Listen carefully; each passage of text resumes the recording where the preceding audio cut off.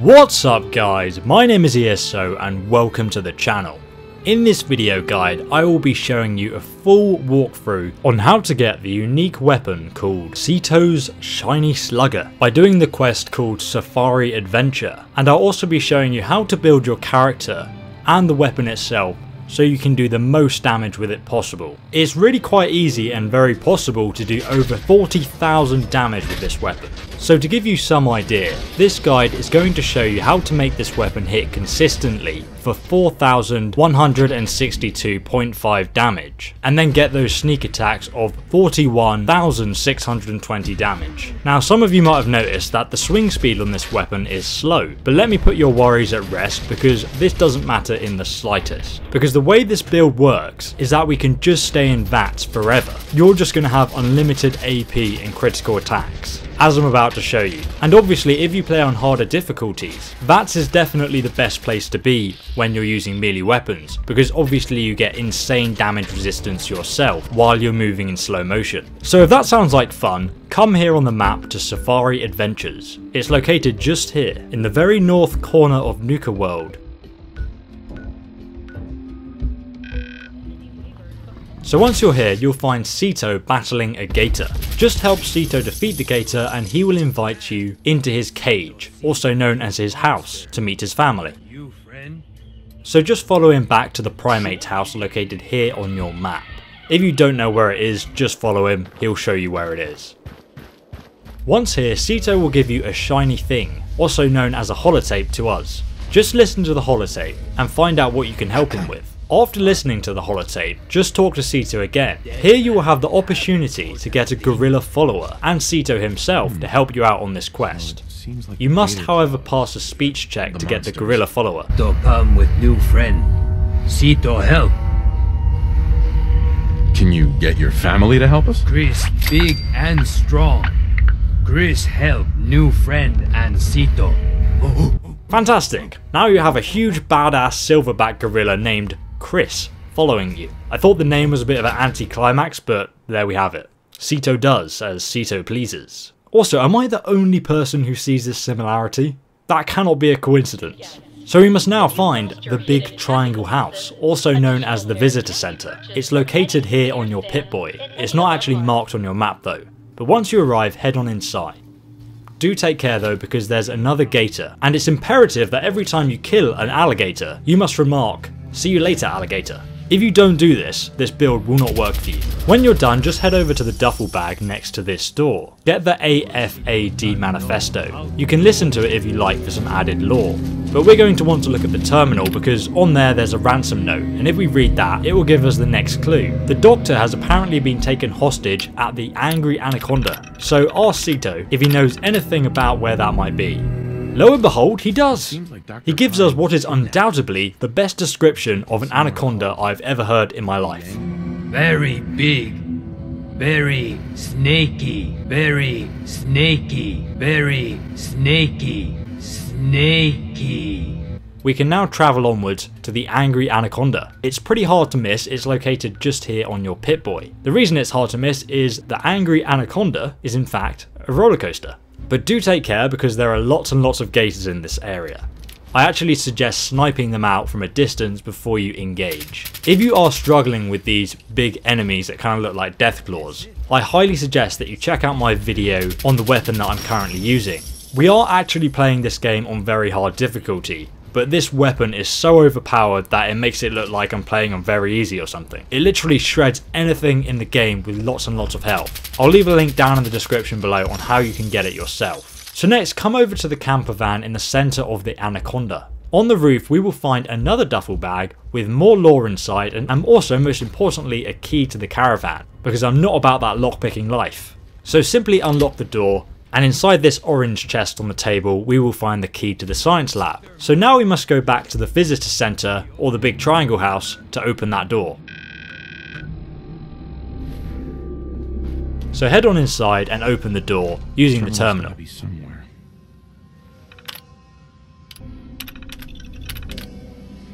Once open, just head down into the depths of the lab.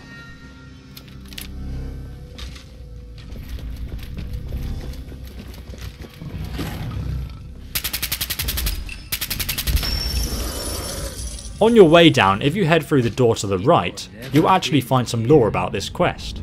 I won't read it to you now, but if you are interested in the whole backstory of this quest, please do check out the link in the description to my let's play of the story.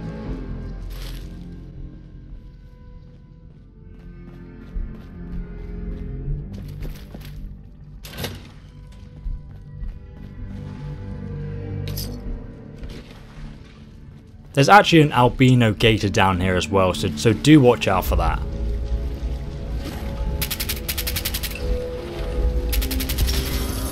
So all we need to do now is turn off the gator cloning system at the terminal. Remember that you can turn it back on later if you wish to make some more havoc after you populate the area with raiders, or maybe even if you need some crafting materials from the gators. When you're down here, there are a few goodies to pick up, namely the Nuka Cola Quantum,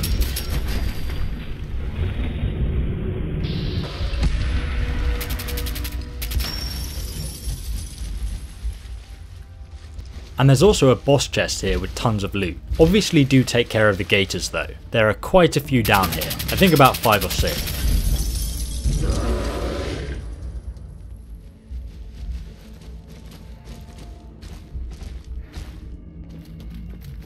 So when you're done, head over to this terminal next to the pipe. You can unlock the door here and it's kind of just like a shortcut outside. So go out the exit and you'll come out in a river. You'll now be tasked with clearing out the rest of the gators. I suggest going to the top of the giant treehouse in the middle of this area and just shooting them all from up there. It's not only easier, it's also safer. When you're done, just head back to Cito and talk to him about what to do next. You have a few options here. You can either kill him, so you can populate the area, or with a high enough speech skill, you can actually just suggest that he stays here and also lets you use the area for your raider friends. And if you're worried about failing, just save the game before talking to him. After this conversation, he'll then reward you with the unique Cito's Shiny Slugger, that unique weapon that we need for this build. Okay, now the fun begins. Get this beautiful piece of kit into the workshop first. There are 2 possible upgrades to start us off. Either the Searing Puncturing Rocket, which is probably the most sexual name of anything I've ever heard. It basically boosts the physical damage and the energy damage of the weapon by adding a fire damage effect which hurts enemies over time. Alternatively, you have the Shocking Puncturing Rocket effect. This does 10 less energy damage per hit, but the shock effect actually works instantly, and it also gives you a chance to stun your opponents. Therefore, I'd say it was better versus enemies with more health that are going to take a couple of hits to kill, because in the act of stunning them, they can't attack back. This means you can actually get another hit in and potentially stun them again and again. But considering how much damage the weapon actually does at later levels once you finish this guide, it really doesn't matter too much which mod you pick. But the next mod is a little bit more important. We can mod the metal type and the colour, so we have a couple of options here as well. Namely the weighted indigo, or yellow, or pink if you're Brofesco. And in my opinion, the blue looks pretty dapper against the orange heat coils, so I'd probably go with the blue. And that is it for crafting, but the reason we can achieve such high damage with this weapon is partly due to its legendary effect, and that's one of the reasons why this weapon is so powerful. Critical damage refills action points.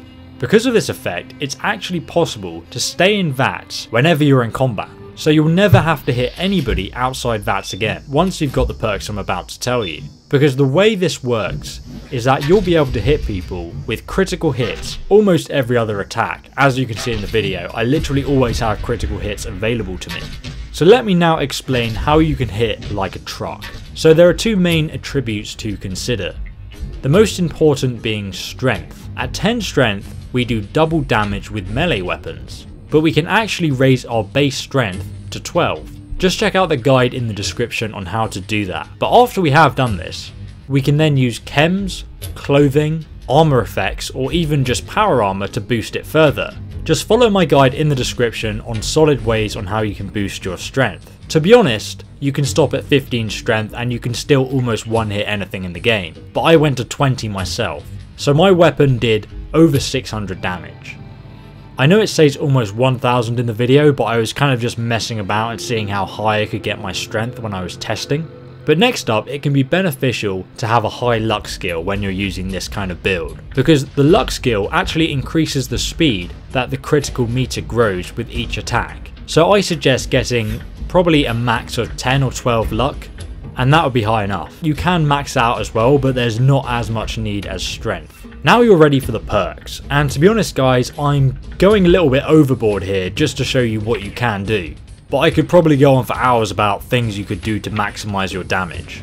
So first we're going to max out the Big Leagues perk. This will make your melee weapons deal double damage.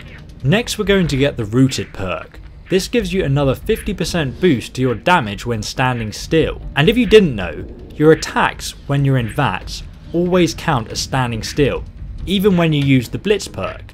So you're always going to be taking advantage of this perk. Next we're going to want to max out the Lonely Wanderer perk for additional 25% boost to your damage, and we also get plus 25 action points too, which is really helpful for this. But most importantly, get the Ninja perk for that times 10 melee damage to our sneak attacks.